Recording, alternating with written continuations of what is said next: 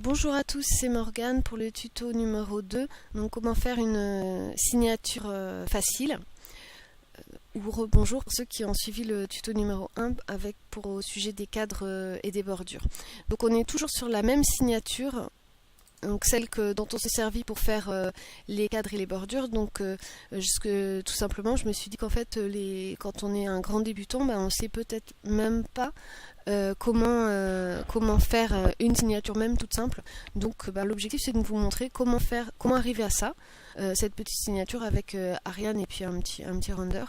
Ça va vraiment être hyper simple, mais en fait vous allez vous rendre compte que dans le graphisme, il y a parfois certaines personnes qui se prennent la tête et qui font des choses extrêmement compliquées qui rendent pas forcément beau, alors que une signature toute simple, ça peut être beaucoup plus pur, beaucoup plus neutre et beaucoup plus classe. Donc faut surtout pas avoir de complexe, même si vous êtes débutant, vous pouvez faire des choses très jolies comme ça par exemple. Bon, c'est pas exceptionnel, mais c'est tout à fait honorable pour faire une petite signature sur un forum. C'est en général dans les forums, que ce soit des forums de RPG ou des forums graphiques, il y a souvent des signatures avec des persos, donc sur des forums de jeux vidéo, etc. Bon, c'est toujours pareil.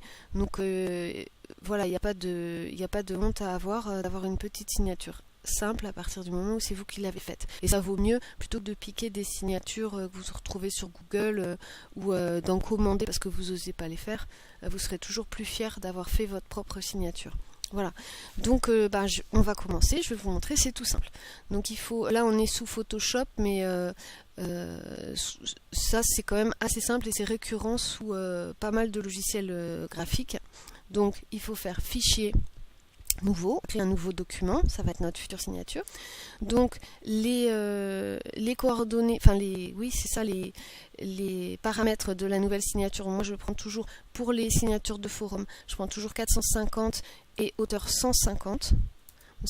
Pour moi c'est les paramètres de base avec une résolution de 72 en couleur RGB, mais ça en général ça se met automatiquement. Voilà. 72 ça a des fois un peu tendance à virer, ça dépend quelles images vous avez fait en copier-coller. Des fois la résolution se met par défaut sur la dernière image que vous avez collée dans votre logiciel, donc il faut parfois remettre à 72. Bon, en général, donc cette taille de ce nouveau document, c'est accepté sur la plupart des forums. Enfin, c'est ni trop grand ni trop petit. C'est vrai que souvent dans les tutos signatures, ils montrent des signatures qui sont nettement plus grandes, ça arrive, et qui sont en fait des petits headers, donc des petites bannières. Mais là, c'est une taille assez intermédiaire.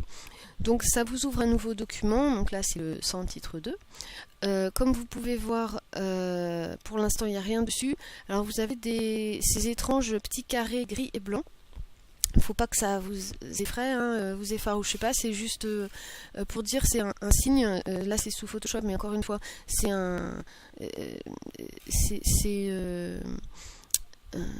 des pictogrammes qu'on retrouve sous d'autres logiciels aussi. Ça veut dire qu'il n'y a rien, que c'est en mode transparence, c'est-à-dire que tant que vous pouvez voir ces petits carrés gris et blanc, une fois que vous aurez importé votre signature dans le forum, une fois que vous aurez mis votre signature dans votre profil, on verra le fond du forum par transparence. Donc là l'objectif c'est pas de faire un truc par transparence, on va commencer tout simplement. Donc on va prendre une couleur de fond. Donc hop, pour faire la signature que je vous ai montré, la signature Ariane, on prend la couleur de fond gris clair. Donc hop, on la télécharge. On prend le petit pot de peinture, c'est comme sous Paint, c'est à peu près... Bon là il y a plus de boutons que sous Paint, mais les icônes sont reconnaissables parce que c'est les mêmes, que ce soit celle-ci, celle-là, c'est la même chose, la gomme ressemble aussi, donc c'est facilement reconnaissable. On clique, et ça remplit toute la transparence. Maintenant il n'y a plus de transparence, c'est tout gris. Donc voilà, c'est le premier calque, le fond. On va créer un nouveau calque, donc on va dans Calque, Nouveau calque. Bon, évidemment, il y a toujours après, quand vous serez habitué, vous irez pas systématiquement dans les menus, vous connaîtrez vos raccourcis, donc c'est Maj CTRL N. Bon, mais là, vous créez un nouveau calque. Hop, OK. Donc c'est tout simple. Et là, on va en profiter pour créer importer un render. Donc il y a différentes façons sous Photoshop de faire ça. Donc la plus classique, un peu la plus compliquée, j'ai envie de dire, mais bon, c'est le plus simple à expliquer, mais c'est pas forcément le plus rapide. C'est fichier, ouvrir. Donc vous allez dans votre document. En général, ça ouvre directement parce que je l'ai déjà fait, mais ça vous oblige à sélectionner le dossier que vous voulez. Et puis, hop, ouvrir. Voilà. Donc là, ça vous importe votre render. Sinon, vous avez un truc très utile dans Photoshop, c'est le bridge. Enfin, moi, sous mon vieux Photoshop, je n'avais pas le bridge. Ça fait un pont entre vos dossiers et le logiciel. Et ça permet vraiment d'accélérer les choses pour pouvoir sélectionner quand vous voulez mettre plusieurs textures ou plusieurs images. Ça permet d'aller quand même nettement plus vite, puisque vous pouvez circuler dans vos fichiers images sans avoir sans arrêt à faire fichier, ouvrir, aller sélectionner le fichier, etc. Bon, par contre, c'est toujours un peu long, le bridge. Voilà, ça y est. Il est un peu long à s'ouvrir, mais après, ça fait gagner du temps. Donc là, vous voyez, ça évite d'avoir à ouvrir tout ça, utilisateur, image, picture, ressources, personnage. Hop, tout ça, on le retrouve là. Et il suffit de double-cliquer et après, hop, ça l'ouvre automatiquement. Ce qui est quand même bien. Bon, là, ça rame en plus parce que j'enregistre. Normalement, ça rame pas autant. Là, je pense que c'est vraiment parce que j'enregistre. Normalement, c'est quand même assez rapide. Allez. Il a un petit peu de mal, là. Voilà. Donc, hop, ça vous le réouvre. Donc moi c'est et ensuite une fois que vous y êtes, que vous avez ouvert, vous pouvez en ouvrir un deuxième, je sais pas, je dis n'importe quoi, celui-là, hop, ça va vous l'ouvrir, là ça rame quand même, mais ça vous ouvre systématiquement, enfin vous n'avez pas besoin de refaire tout le chemin à chaque fois, c'est un gain de temps qui est quand même appréciable. Donc pour mettre le render, donc c'est pareil, il y a plusieurs possibilités, donc on veut mettre ce render dans cette signature. Bien évidemment, le render n'est pas forcément à la bonne taille, il n'est pas forcément paramétré pour rentrer direct dans votre signature. Donc il y a plusieurs solutions. La solution la plus toujours, on va dire la plus basique et quand on commence bien aussi de connaître les solutions basiques, vous faites sélection, tout sélectionner, édition, copier. Vous retournez dans votre sans-titre, dans votre document que vous venez de créer, vous faites édition, coller, ça vous le colle. Donc là, comme vous pouvez voir, évidemment, il n'est pas du tout à la bonne dimension. Donc on va le redimensionner. Donc pour ça, on fait outil déplacement.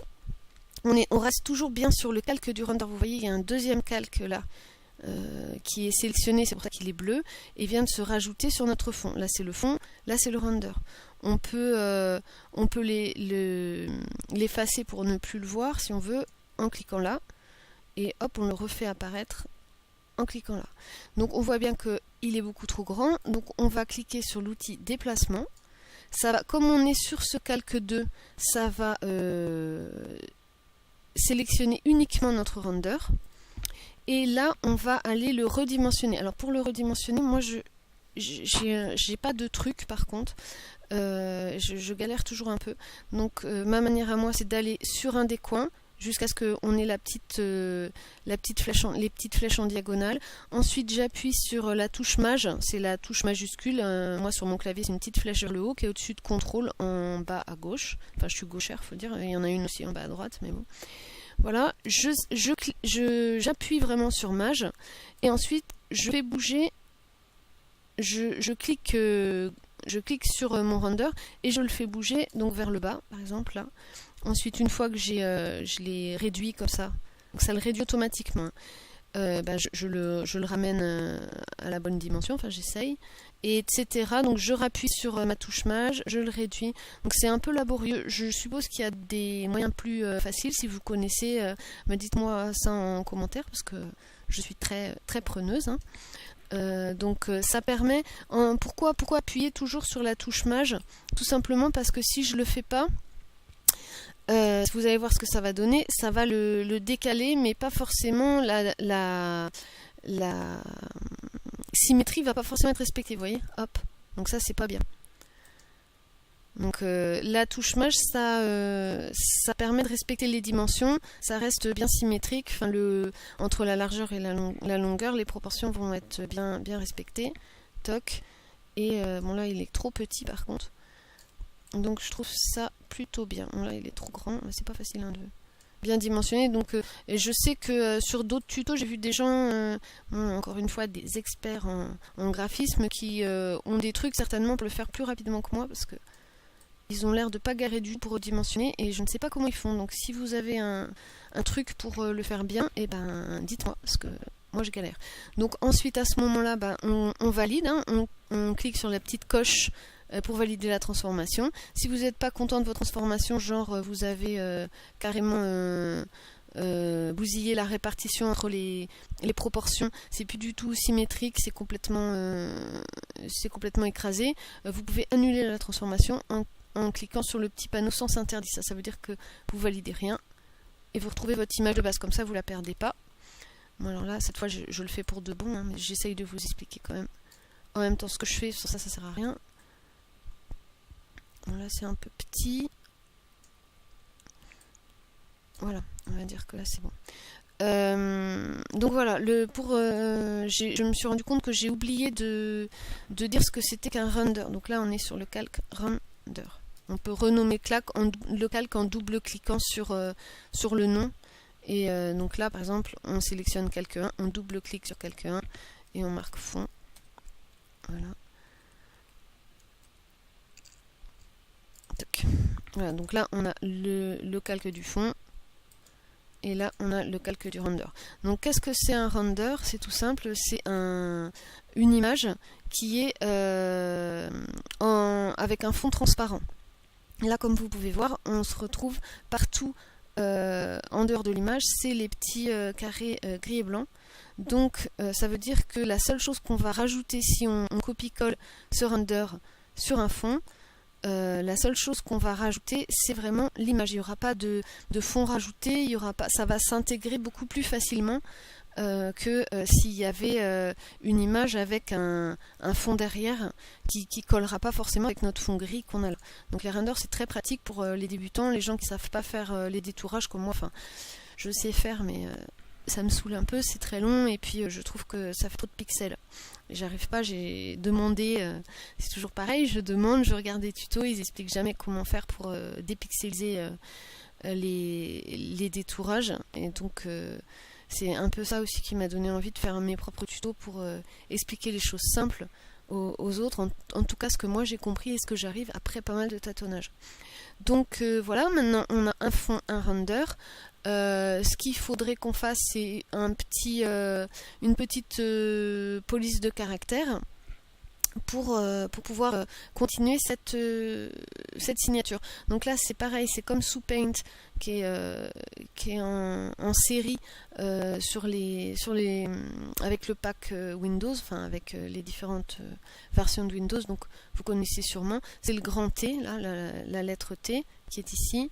Toc, vous cliquez. Là, il n'y a pas besoin de créer un nouveau calque, parce que ça le fait automatiquement. Vous allez voir apparaître ici un nouveau calque de texte. Bon là, comme je suis en train d'enregistrer, l'outil texte doit s'initialiser lentement. Mais normalement, ça va le faire. Voilà. Et là, vous voyez calque 1T. Donc, on va renommer, toujours pareil. On va mettre texte. Ah ben forcément ça me l'a fait disparaître, donc c'est pas l'objectif. Donc là on va mettre le nom. Donc pour sélectionner le texte, il faut que vous choisissiez une police de caractère, une jolie police. Donc vous pouvez Photoshop, moi je suis sous Photoshop, donc ils en proposent pas mal de série. Sinon, vous pouvez en télécharger d'autres qui sont gratuites sous Dafont, D-A-F-O-N-T. Cherchez ça dans Google, ça vous amènera direct sur le logiciel Dafont qui vous permet d'avoir pas mal de polices de caractère et de typos vraiment sympas et gratuites. Donc là, Ariane, je vais le faire avec la police de caractère Dynamo Magician que j'ai téléchargé sous Dafont. Donc voilà, je ferai un autre tuto pour vous expliquer comment télécharger les polices de caractère. Donc, pourquoi je choisis cette police-là? Parce que j'aime bien les A majuscules de cette police. Ils sont assez sympas. Toc, là forcément donc il faut définir la couleur du texte. Là elle est sous gris sur fond gris, donc ça va pas. Donc on clique dessus, tout simplement. On choisit une police. Faut pas besoin de prendre des trucs extrêmement fluo ou extrêmement criards ou flashy. En général c'est ça qui dénote le débutant qui n'y connaît rien. Donc pas besoin de nous trahir, d'accord? Soyons discrets. Donc on se crée quelque chose d'un peu neutre. Alors je sais qu'on va me dire que j'aime trop le gris et que le gris c'est triste, mais moi je trouve pas. Bon alors donc on a choisi la police de caractère. On fait A. Voilà, j'aime bien le petit A. A, ri, A, ne. Voilà. Je trouve ça plutôt sympa comme truc. Donc bien évidemment on peut choisir la taille. Donc pour ça il faut sélectionner, toc, on peut l'agrandir, toc. Il ne faut pas que ce soit trop grand, je pense que 48 c'est trop grand, ça va pas faire sympa, mettons 40, ça va faire mieux, ouais. Donc là il n'est pas bien centré, hop, on peut le recentrer, voilà, toc. Voilà, donc ça, je trouve qu'il est trop haut là, pour faire une signature, il vaut mieux qu'il soit pas trop haut. Je le rapproche un petit peu du perso. Faut pas que ce soit trop décentré non plus par rapport au cadre, donc voilà, là je pense que ça va aller. Donc pour les déplacer, c'est toujours l'outil déplacement qui est là. Donc là ça en texte ça marque le texte qu'on a mis, mais comme on n'a qu'un seul texte, je renomme texte. Donc là on a notre calque de fond, ce qui est gris, notre calque de render qui est le personnage, et notre calque de texte où c'est marqué Ariane. Voilà. Donc si vous voulez le voir sans les cadres et tout, vous cliquez sur la petite loupe. Ça je crois que c'est pareil aussi sous Paint. Voilà. Donc vous faites ça. Donc ensuite il suffit de rajouter un cadre. Donc on a vu comment faire dans le tuto numéro 1. Là on va en faire un tout simple parce que l'objectif c'est pas de vous montrer comment faire des calques puisque normalement vous savez faire ça. Toc, calque 1. Ok, donc là on refait un nouveau calque qui va nous servir pour faire le cadre. Donc là on va marquer cadre. Et donc là vous savez comment faire. Vous faites sélection, tout sélectionner, édition, contour, épaisseur. Donc là on va le faire peut-être un peu moins ça a raté ce truc là, bon c'est pas grave. Toc.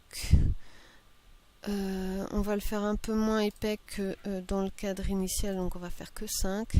On va foncer un peu cette couleur là. Ok. Toc. CTRL D. Voilà.